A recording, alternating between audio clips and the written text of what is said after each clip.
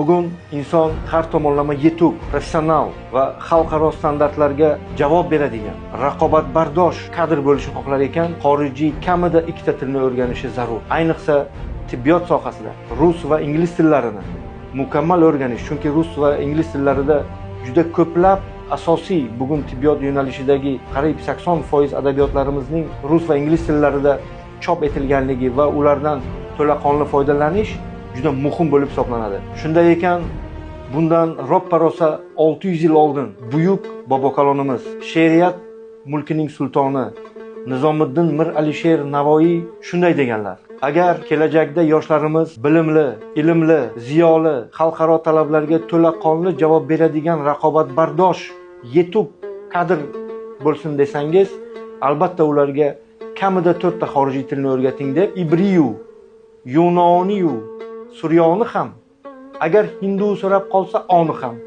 o'rgat deb aytib qo'yganlar. Ibri yahudiylarning tili, yunon barchamizga ma'lum bo'lgan qadimiy Yunoniston tili, suryo arab tili, agar hindu so'rab qolsa oni ham, ya'ni agar hindlar so'rab qolsa hind tilini ham o'rgat deb o'shanda bundan 600 yil oldin mana shu 4 ta tilni aytib o'tganlar. Bugun esa biz 21-asrda yashayapmiz.